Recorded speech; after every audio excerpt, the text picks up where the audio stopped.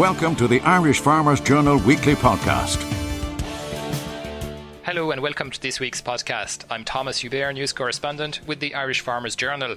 Coming up on the show. I don't always believe every headline I read in the Farmers Journal. Why was Minister Creed so doubtful about our headlines in the Dáil last week? We find out later in the programme. And a new Glanbia Cheese factory for Ireland. We hear from the site of the new investment. We looked at various locations across Europe and we came to the conclusion that Portlaoise in County Laois was the best fit for what we were looking to do. We will also mark Farm Safety Week. But first, let's take stock on this year's harvest. It's been a roller coaster of a year for weather, and Andy Doyle and Stephen Robb join me from the Irish Farmers Journal tillage desk. Stephen, I'll go to you first to get maybe the picture from around the country and where people are in terms of cutting and the results they're getting in the fields at the moment. Yeah, of course. So I suppose that the standout comment this year in the harvest so far is the fact that it's a record early start. You would have had producers up in their 70s that can't remember a harvest starting as early as this. So I suppose winter barley is largely complete in the south. I suppose the area would always traditionally be the first to start anyway. As we move further north, I would imagine that the harvest is 85 to 90% complete for kind of Dublin, Louth, Meath area, and including the Midlands. And if you dart across to the west and even the southwest, guys over there are largely complete as well, which would be uncommon, very uncommon to be finished this early, particularly in those areas. So if we look at how the winter barley harvest is doing, it's like any year, there's highs and lows. The very earliest of the crops, yields were pretty poor, quality was poor, and that's as a result of the intense sun and heat burning those crops in. But like any harvest, the later that you go on, the average yields tend to increase, as is quality, and moistures were record lows to begin with. If we had to put an average figure on the countrywide yield, we put it somewhere around 3.6 tonne to the acre, with straw yields doing very, very well. Winter oats has also well and truly kicked off, well over 50% through at this stage in the south, although largely there'll be a greater concentration of winter oats being grown in the northern half, and by all accounts this week was a big week for harvesting. Yields are really ranging anywhere between 2.5 and 3.8, depending on the condition of the crop. If we had to put a figure on it, we'd say somewhere around 3.2, 3.8, 3.3, with lower bushel weights, I suppose, for the earlier crops as well.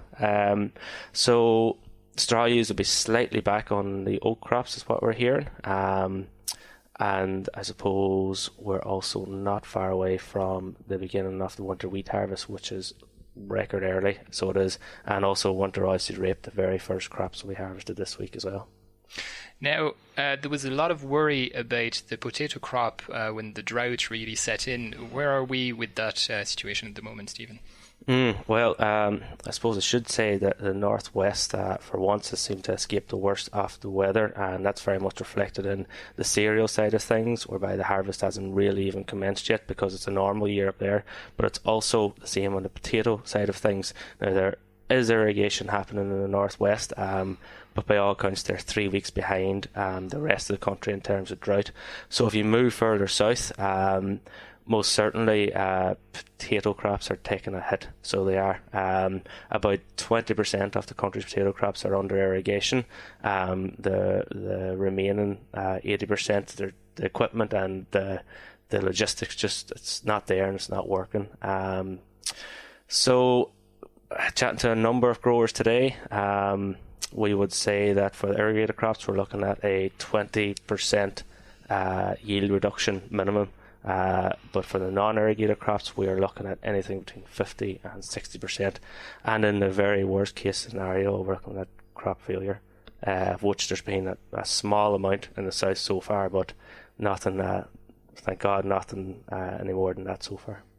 Andy, if I turn to you now, those farmers are obviously selling their crops now. Their income for the year is coming in. What kind of prices are they looking at?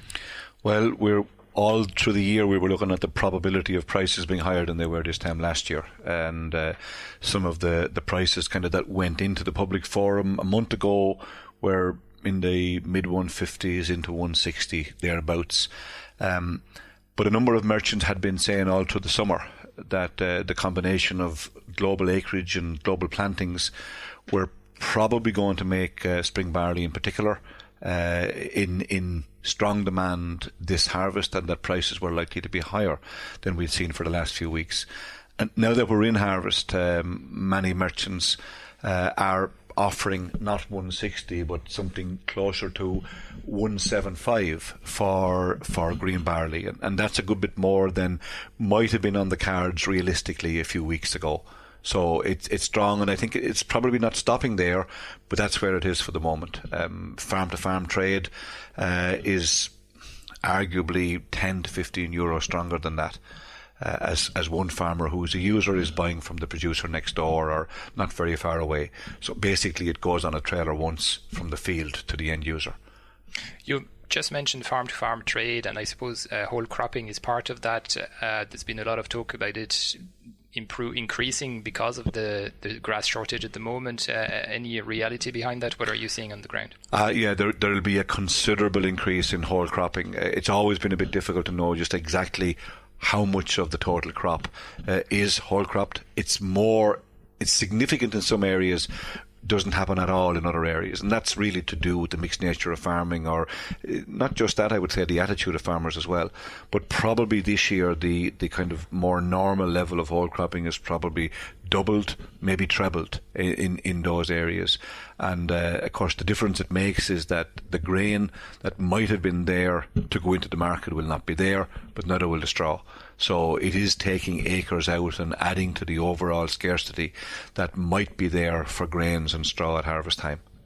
And straw, maybe I'll go back to Stephen on that. You mentioned positive straw yields on the crops so far, but I suppose that there's the whole spring crop yet to come. How are things looking there, and how are straw prices doing at the moment? Yeah, as I said, winter barley straw yields are very good. We're hearing anything between 12 and up to 18 bales, 4x4 round bales per acre, which is pretty reasonable. In terms of straw price, there is a huge demand out there for straw at the moment.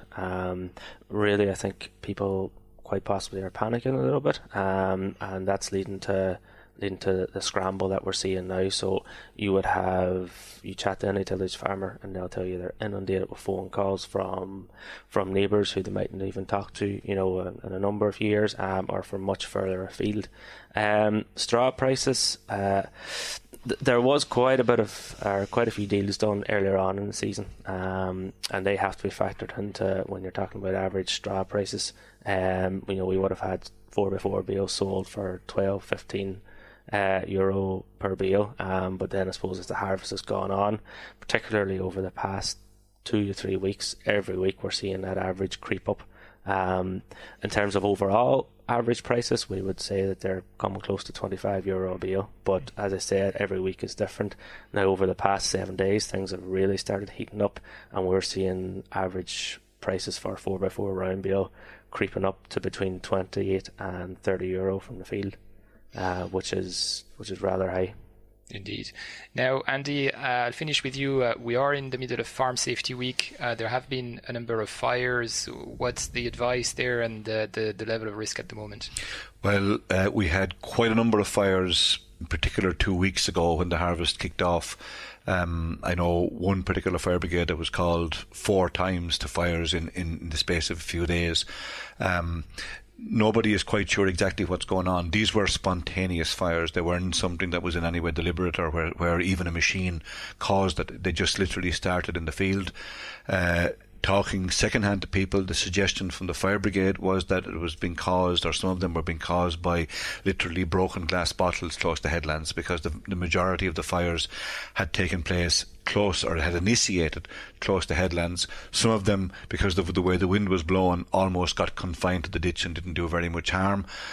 Others would have swept down the field when the wind was behind the starting point, and in at least one instance the crop was taken with the fire. So it wasn't a harvested crop, it was a standing crop. I heard of another person that had to literally try and get the combine out over a ditch to avoid the ravages of the roaring fire. And so there is real risk, there is real concern at this time, both from the loss of property and arguably also the danger to life, as well as the inconvenience of losing a machine. And that might be, it's important, but it might be the lesser of other things that might happen.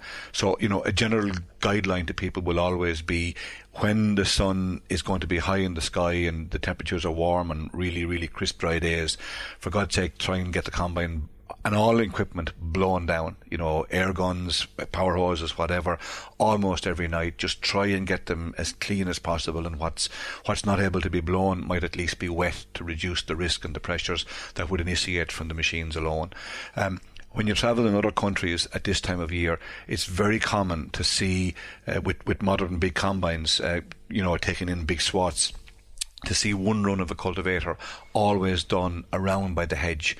We would have done that years and years ago as a fire break, where people were considering just lighting the straw just to burn it because there was no major demand for it. But even that simple mechanism around by fields, it's decreasing the risk of the fire starting in the first place, because if that's where the broken glass is, it's less likely to be pointing directly onto a piece of straw, a leaf, or a piece of stubble, and rather onto clay. So you automatically reduce the risk of straws starting for that reason if you just take that simple precaution around by ditches and hedges.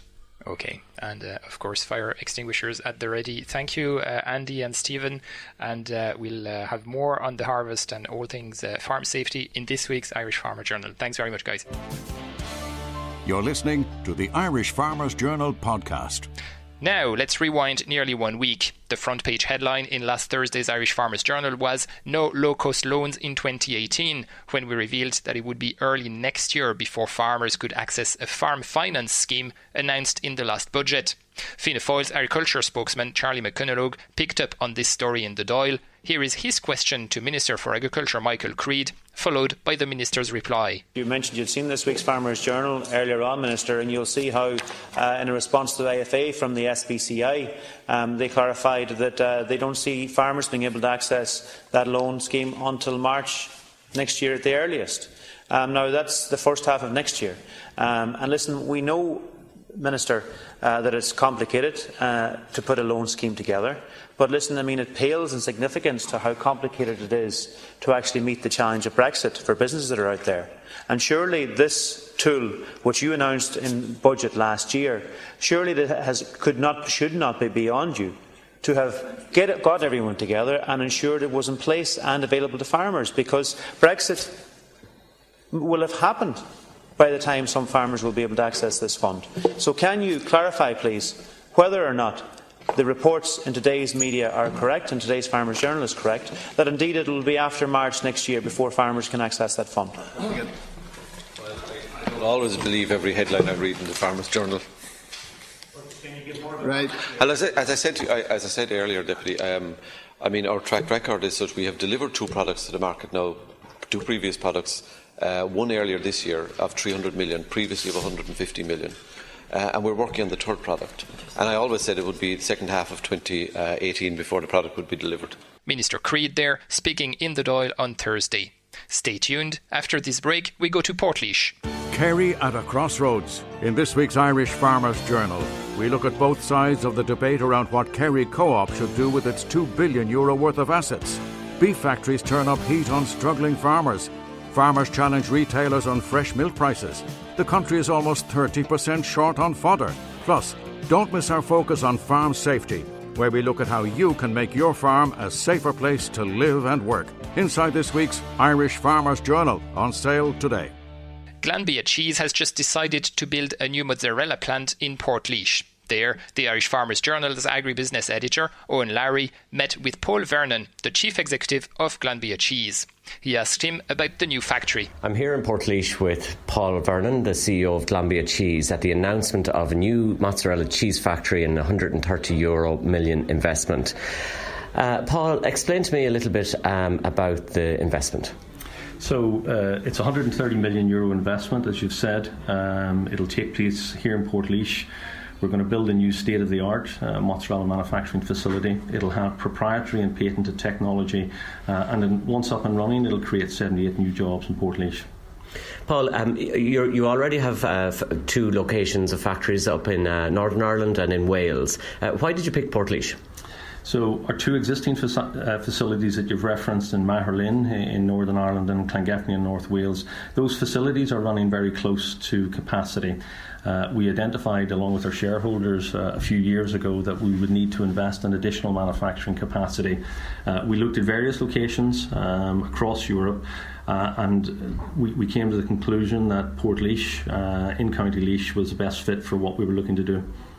So, Paul, this is a major investment. It's going to make mozzarella cheese. I suppose for farmers listening to this and other agribusiness people listening to it, they'll be familiar with Glanbia. What is the difference, and can you explain what Glanbia Cheese is? So Glanbia Cheese is a joint venture. We have 2 shareholders. One is Glanbia PLC, which you've referenced will be familiar to everyone on the island of Ireland.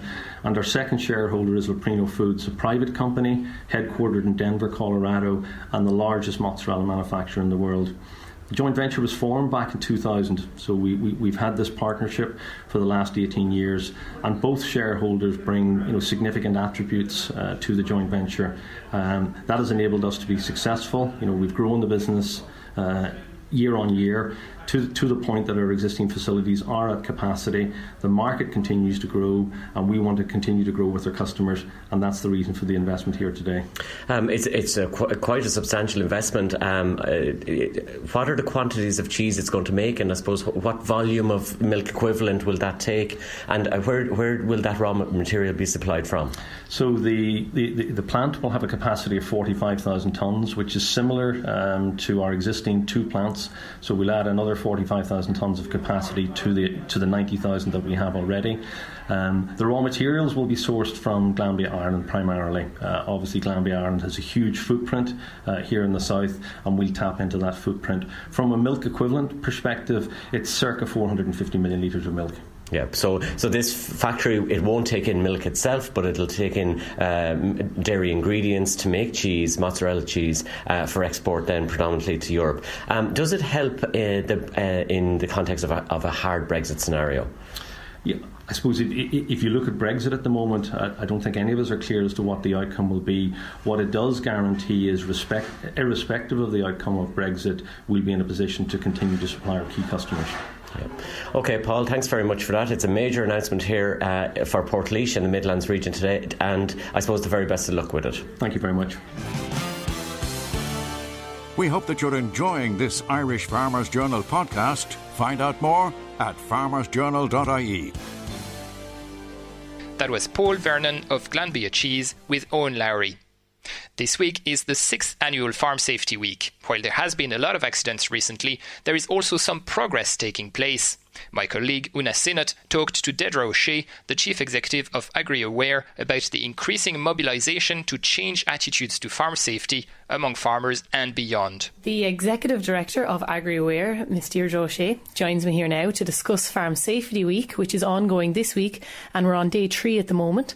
So Deirdre, can you tell us all the work that went into organising this week and how it's going so far? Thanks, Una. So yes, as you mentioned, AgriAware are running a campaign called Faces of Farm Safety. So the idea behind the campaign, it's an online campaign, and we're trying to create awareness around the importance of farming in a safe manner and to celebrate when things go right on the farm. So as you mentioned, it's National Farm Safety Week. So our idea is to try and get as many people from the industry as possible involved in this campaign. And we want to see it from all aspects. So from young children right up to older farmers that are farming, and we want to get their views and their advice on how they farm in a safe manner. So that's the idea behind the campaign. So it's creating a lot of traction. We're getting a lot of traction online from the campaign, and it's running really well, and a lot of people are getting involved in the campaign, which is what we want to see, because I mean it's a topic that's of such importance to everybody. I mean, people are the most important asset that we have, so we have to protect those people, and it's important that we get that message out there, not just this week but on an ongoing basis. So Farm Safety Week 2018 is in its 6th year at the moment. Who are the people driving Farm Safety Week and promoting it across Ireland and further afield? I mean, the whole industry, I think, is getting behind farm safety. As I mentioned, it's something that's relevant to everybody. And I think particularly, I mean, our numbers, unfortunately, are on the increase, which is something that nobody wants to see. So, I mean, in particular, the stakeholders we would work with on farm safety would include the IFA, which, I mean, their members are the ones that are being impacted. So IFA, FPD and ESB would be the partners that we would work very closely with on farm safety. Yes, they're the men and women on the ground in the farms. And then you also have a great outreach on to students in primary schools. So would you like to give an overview of that? Yeah, absolutely. So in AgriWare we have a number of resources specifically dealing with farm safety, including Once Upon a Farm, which is a DVD. So it's a 7-minute clip looking at the potential dangers on farms. So it's a way to highlight the possible dangers. And look, we want to encourage people to go onto farms and to visit farms, but it's how you do that in a safe manner. So Once Upon a Farm is a DVD and it's available online for anybody to watch. And then we also have a resource called Dig In, and that has specific sections. Again, it's available on our website. It has specific sections looking at safety and activities around that targeted at primary school children. Now, the week is broken up into different sections, isn't it? So yesterday we had machinery and transport were the main aims. Would you like to give just an overview of each day, which is being highlighted, and how are you getting that message across to people? Yeah, so there's a number of different areas, and I suppose if you look at the reasons behind the fatalities and the accidents in Ireland, I mean, you have livestock and machinery, which are the two main issues that we see in terms of causing farm accidents. So what we have tried to do is to get people to send in their messages based on how they would farm in a safe manner, whether it be in relation to livestock or machines or toxic substances, and we're trying to channel the message through the people that are sending us in those video clips and those quotes in relation to their advice on farm safety, because I think it's much more powerful to communicate a message through a person that's farming and living it day in, day out, and they're the people that we want to make the change and make sure that farm safety is top of their agenda. And you know, farm safety, I mean, if you look at the two categories that are impacted, it's the younger children and it's the older farmers. And really what we're trying to do, particularly with the primary schools, is to educate the younger students and try to empower the older farmers through those students, because I think a child telling a message to an older farmer is much more impactful than any other way. But what we're trying to do through this Faces of Farm Safety campaign is to get the message out to as many people as possible and hear it from the people on the ground, as we said earlier. And as I said, it is in its 6th year. Do you feel like there is an improvement among farmers and among young people against their attitude on the farm? I think there's a lot of work still to be done. You know, it's great to have this week, which really raises awareness around it. But as I said earlier, I think this is a message that needs to be out there on an ongoing basis, and it needs to form part of the daily habits of our farmers. You know, it should be top of the agenda. As I said, our people are our most valuable asset, and we need to protect them, and we need to make sure that whatever job we approach, that safety is first on the list, that we think safety first, no matter what we're doing on the farm. And because you become used to, and it's a habit, and you know, your farmers have a lot going on. And I think it's really important actually just to mention the tagline on the campaign, the National Farm Safety Week, is your health, your safety, your choice. And I mean, I think it's really important to bring in that health element to it as well. And we have looked at, I mean, if you look at the last 12 months, it's been quite challenging for farmers, both physically and mentally. And I think that's another element that we really need to concentrate on, is to make sure that there's support there for farmers in that space, and that they look after their health. And, you know, hopefully that would help to reduce the number of accidents and fatalities on farms. But I think farmers, a behavioural change is needed. We need to continue to get the message out there more regularly, and that it becomes top of the agenda for farmers. Yes, so as you say, Farm Safety Week, it also touches on your mental health and your physical health. So along the lines of mental health and even health in terms of checking your body maybe for a lump or anything like that. Is that an element that AgriWare have on their minds when they promote farm safety? Absolutely. I mean, I think it's integral to farm safety and the message that we get out there, because I mean, if your physical or mental health are impacted, it's going to, there's a greater chance that a farm accident may occur. So I mean, I think it has to be part of it, and that's why I say I welcome it that it is part of this year's tagline for the campaign, because I think it's such a huge part of it. And I mean, as I said, with the extreme weather conditions, it's been a very challenging summer, and it had been a challenging winter with the snow and with storms and rain. So, I definitely think, it's a topic that we need to talk about a little bit more. And farming can be quite isolating. So I would encourage farmers to get out there and talk to other farmers and talk to other people and go to places where they can talk to people. Because our thoughts become actions. So, perhaps that's the reason behind an action going wrong. Absolutely. And as I said, it's an integral part of safety, and, talking to other people, other people could be facing the same issues as you. So get out there and talk to people. And there are lots of support networks out there that people can do that. So be a face for farm safety this week and throughout the rest of your farming career. Absolutely. And as I said, the message for this week, yes, it's brilliant to get it out there for 1 week, but we need to encourage this at all times. It needs to become part of farmers' routine on a daily basis. Deirdre O'Shea, thank you very much. That's it for this week. Stay in touch with us in the paper at farmersjournal.ie, through the Irish Farmers Journal app, and all the usual social networks. Until next week. I'm Thomas Hubert. The sound engineer was Ferdia Mooney. Safe farming and all the best. The Irish Farmers Journal podcast, online at farmersjournal.ie and on iTunes every Thursday.